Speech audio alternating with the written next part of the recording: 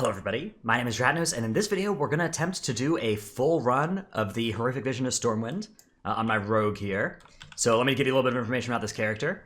I have no corrupted items except for the Void Ritual Bracers that everybody gets from the quest line. I have no new items from the patch except for the Legendary Cloak. Everything else is just old Eternal Palace gear. My tech tree is pretty good here on the research side. I've gotten to Elite Extermination, which is extremely powerful. This gives you a big sanity restoration whenever you kill an elite, and this node alone is what I think will allow me to full clear for the first time in this run. And I also have access to a cheat death, so the first time I'll die, I'll instead restore with 500 sanity, so that's giving me a little bit of extra wiggle room as well. Now my cloak is already level 7 this week, which means it would be ideal. The actual good play for me to do for the purposes of leveling up my character would be to not do another run this week and wait until next week and start saving up my vessels for future weeks, but I'm not going to do that. I'm going to record this video instead for the fans, for you guys. That's the play. So let's get started. One thing to note is if you are going for your rank 6 or rank 7 cloaks, you no longer need to kill the boss for those ranks. And you can instead just go... You need to do corrupted areas. You do not need to kill the boss. Lost areas sometimes, but don't always drop the pieces. So corrupted areas are your best bet if you're going for those ranks of your cloak. I also have a pretty cool weak aura here that is showing... Hang on, let me just mess with my UI a little bit so that I can improve it, and then I'll explain it in a sec. All right, I've just moved some things around a little bit. I have a sanity tracker here that you may be interested in that includes how much time I have left on my sanity. So I'll link that in the description below. That's a really useful way to kind of estimate how much time you have to do another pull before orbing. And I've moved my default sanity bar using an add-on called MoveAnything. If you download this add-on, all you have to do is go into boss-specific frames, player alternative power, and then move this thing. To adjust where your sanity bar will be. I did that because my sanity bar was interfering with my weak auras. Anyways, let's get started with the Horrific Vision of Stormwind. First, let's eat. Let's see, do I have a flask? I have a flask, I have some food. Ooh, I don't have drums. All right, I'm gonna go on a quick supply run and get some drums. I'll be right back. All right, so I picked up some drums and got my food buff and everything, and now we're ready to get started. So finally, without further ado, let's do the Horrific Vision of Stormwind. Gonna attempt to full clear. Again, Outlaw Rogue, a very strong spec for doing this solo. And I have my cloak all the way up to rank 7 already, which does help with that as well. Okay, so we start off in the Cathedral in Stormwind. Nothing in this area is dangerous, so you can pull it if you want to. One thing I am going to do is I'm going to pull the 2 Riftwalkers here, because I'm going to need to pull them later. So I'd rather just do it now, get them out of the way. Get, like, Adrenaline Rush used and on cooldown. They teleport and cast that Rift Strike, which will then send forward in a frontal, so you gotta be careful of that. You can kick the Shadow Shield so that they don't get any defensive. And that's the Riftwalkers taken care of. No other True Sight in this area, so we're happy to just stealth. And I'm going to go to the Dwarven District first, because I think that's going to be the fastest way to route through here. Again, we're playing a stealth class, so we don't need to pull any of this stuff. Going to save my grappling hook so that I can try and get around here without getting broken out by these tumors. I'll just hook over here. Kill these things real fast. Just get into my promised power thing. Okay, and I can just kill these. These things won't keep you in combat, but whatever. Okay, so Corrupted Zone adds a new madness this week. This won't be active every week, but basically you're going to jump over imaginary lava, and then the lava will become real underneath you. It's very annoying. Now I'm going to go and pull a bunch of stuff. A bunch of stuff. This will be my first big pull of the dungeon. So I want to get all of these. Nothing in this area is very dangerous. The only mob that drains sanity is the Forge Guard here. Hurl. And we'll just Blood of the Enemy this. Getting jumped around here, that's okay. Entropic Leap is a dodged ability we need to make against Hurl, and he also has a Frontal Breath, which we have killed him fast enough that didn't matter. And we got some ranged units here, so I'm just going to make sure that we kill those. Again, very little in here is going to actually cause substantial damage to a DPS player if you're playing solo. So you can tank all this even on like a non-tank spec. Alright, so now we're just going to head over here, grab this guy. Don't need to get the ones further over there because there's no explosives over there. The only objective in the Dwarven area is to just plant the explosives, for which you will need to engage that mini-boss, but you don't actually need to kill any trash, so any trash you can skip while planting is worthwhile. I have some research that lets me see these chests that get some extra mementos. I'm not going to go out of my way for them, but if I happen to end combat right next to one, I'll do it. You can also open this mailbox for a chance to get a mount. but you'll have to fight an extra enemy, so I'm not going to do that because I would like to try and full clear. So just got to plant the 8 explosives here. If you're curious about where they are, they do show up on your mini-map. So that's a useful little way to make sure you're not, you know, going the wrong way or anything. You'll see I managed to do this area in 2 pulls. It's possible I could have done it in 1. It's possible I could have done it in 1 pull, because there are really no dangerous mobs in the Dwarven District, aside from the Forge Guard himself, where you need to dodge his leaps and his frontal breath. He also does slow you, so it can be a little bit annoying to dodge his slows. Now we just got to plant the explosives, and then as soon as we plant the explosives, we got to use the detonator. There's a stupid leap thing. Alright, I still got 400 sanity. It's about to be boss time. And I'm gonna Unbridled Fury Pot this thing. Alright, so this boss does some, these explosives that need to be dodged. They'll drain sanity. And we'll just use Blood of the Enemy again. Gotta dodge this frontal breath, but looks like the boss is already dead. Very cool. There's a portal back to the Cathedral District if we wanted it, but now we're just gonna go over towards Old Town. Again, we'll just grappling hook over. And I actually want to enter Old Town from the other side. Don't want to walk too close to those burning wood things, because rats can spawn out of those. So I'm just gonna cut a path here without pulling those things. And I actually want to enter Old Town from this side. This will let me get access to mini boss, I think, a little bit more easily. Oh yeah, okay. I'm not sure I got in combat with any of that stuff there. Interesting. There are some stealthers in there, but it's possible I just didn't pull them. That's bizarre. I just snuck right through them. Okay, well that's lucky.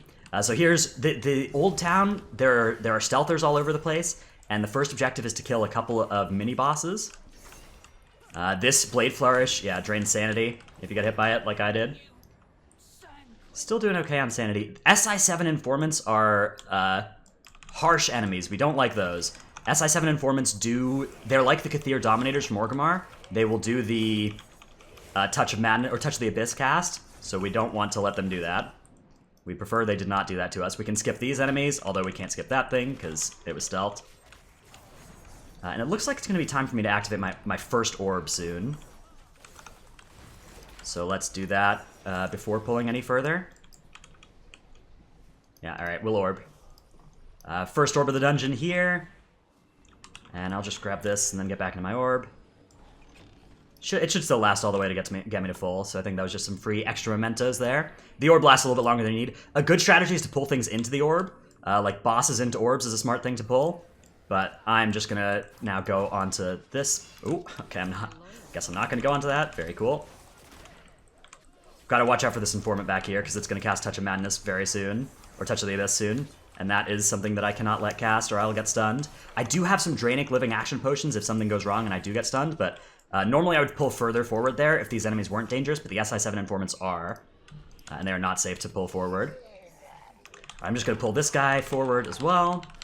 We'll use Blood of the Enemy here, rather than trying to use it on the mini-boss, or on the next boss.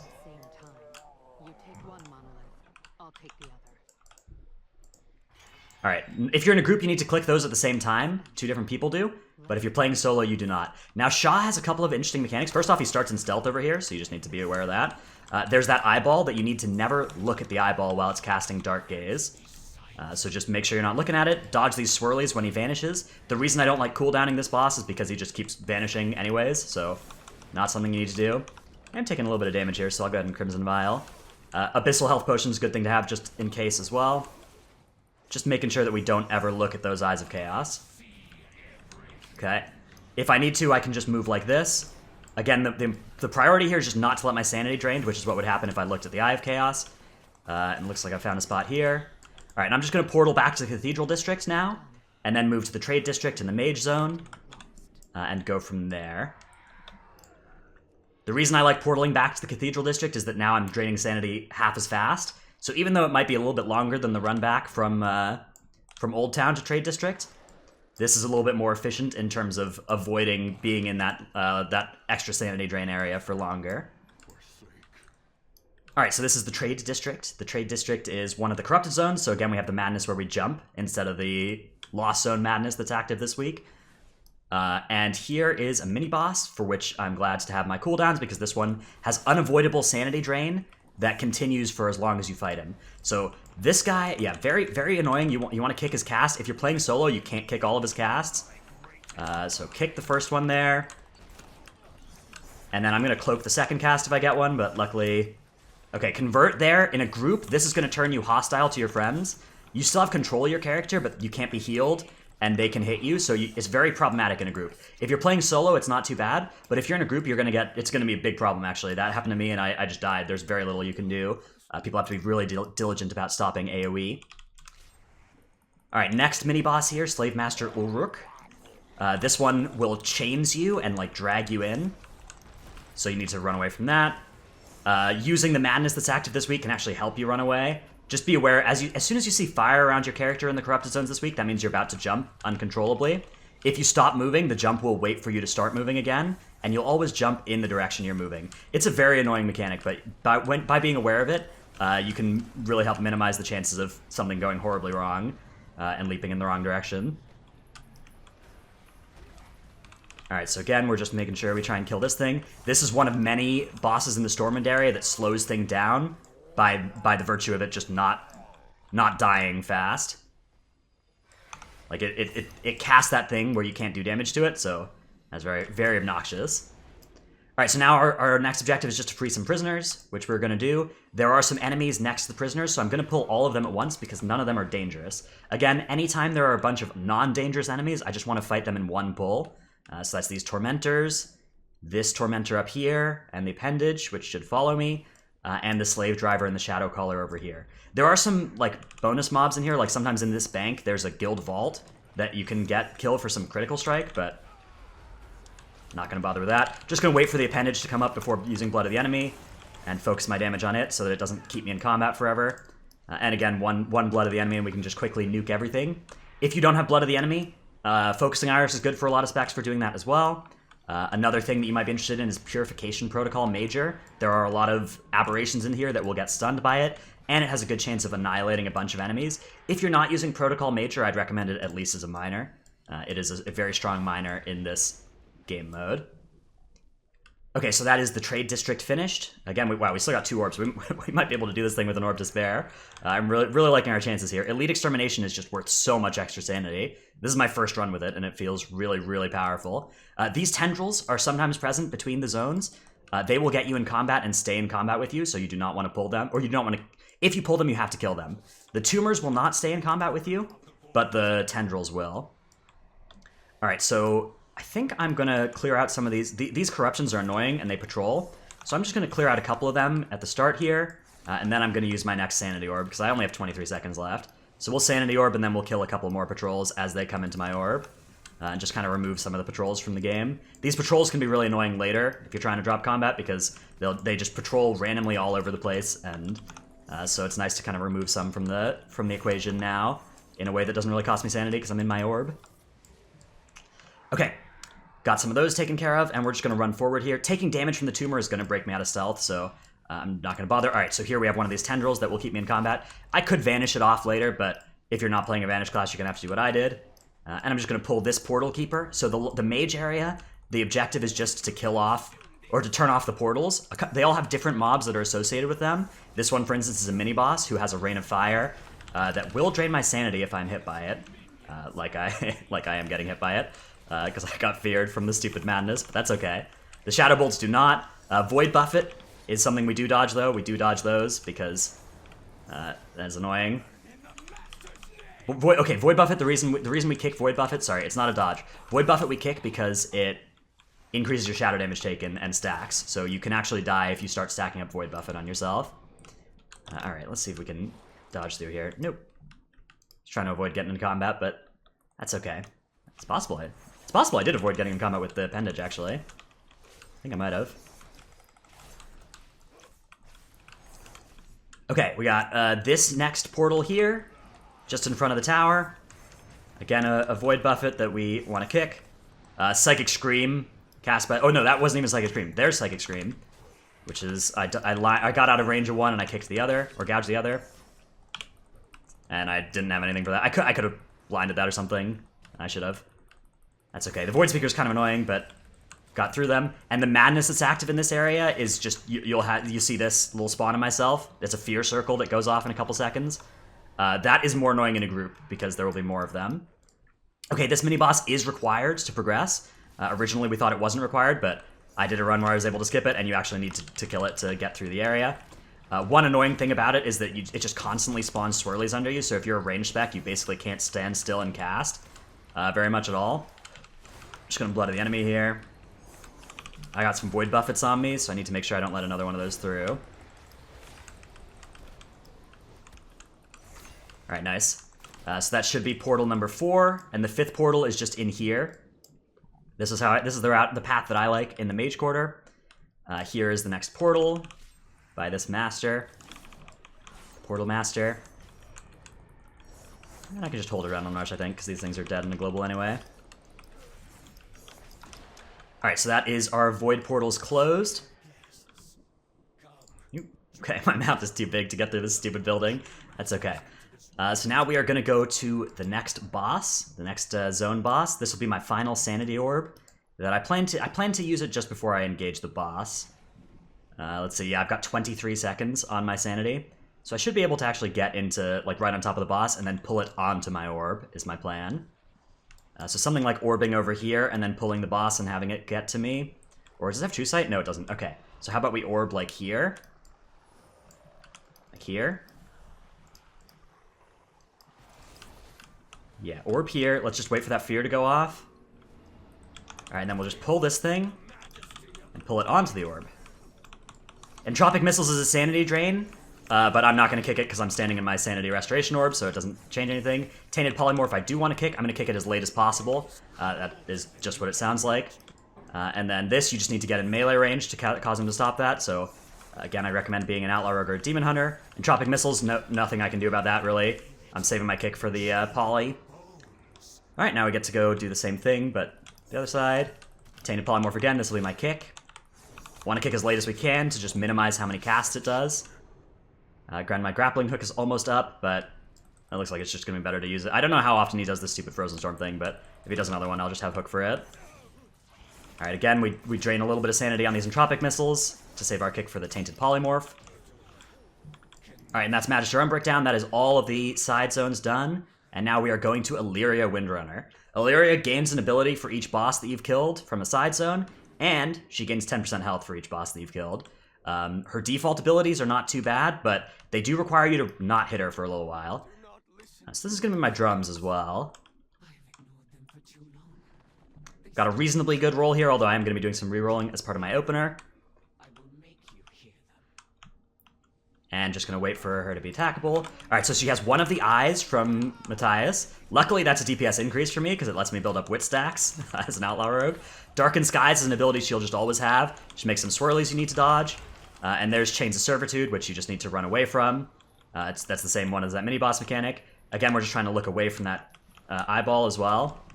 Darkened Skies again. Okay, so we're still just trying to look away from the eyeball. Here's Void Eruption. This needs to be lined, but it's a 7-second cast. If you don't line this, it's a huge chunk of sanity, so try not to do that.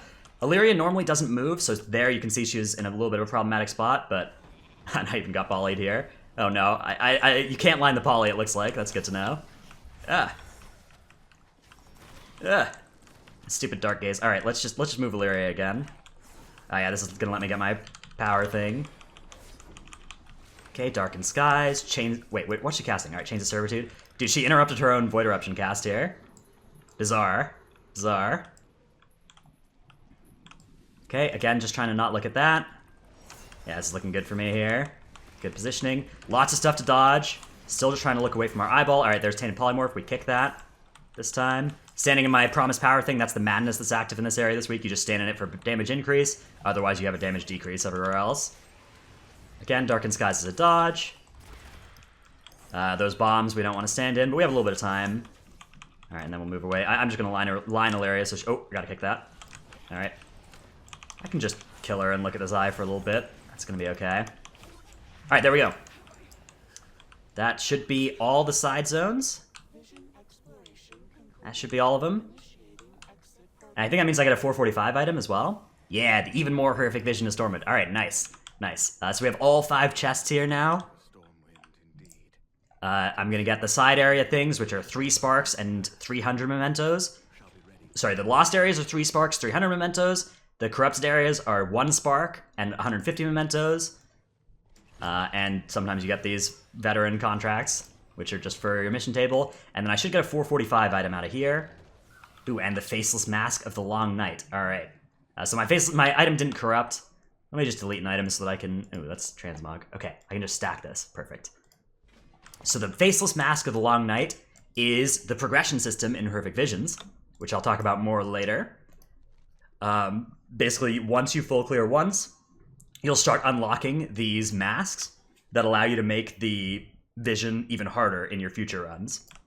And by doing that, you can even get more rewards, more mementos, and higher item level gear. Eventually, you can try and get all 5 available masks, but I'll make a guide video on that soon, now that I have access to it and I can start playing around with it myself. But that has been the even more Horrific Vision of Stormwind. I hope you've enjoyed this little guide.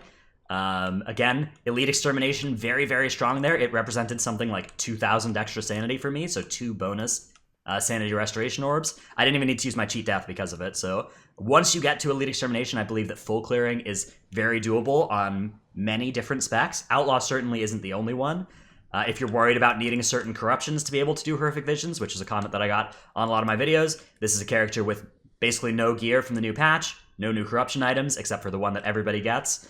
It is an Outlaw Rogue, which is a very strong spec for this, but it's certainly not alone. There are a bunch of good specs. I might make a video soon talking about which specs are particularly good for soloing this, and certainly every spec can be part of a 5-person group that can do this as well. So anyways, if you found this video interesting, you had a good time watching it or whatever, remember to like and subscribe. I will be away for the next couple weeks casting the Race for World first, and then I'll come back with more Horrific Visions and Mythic Plus content, although I still have a couple more videos hopefully lined up before I depart.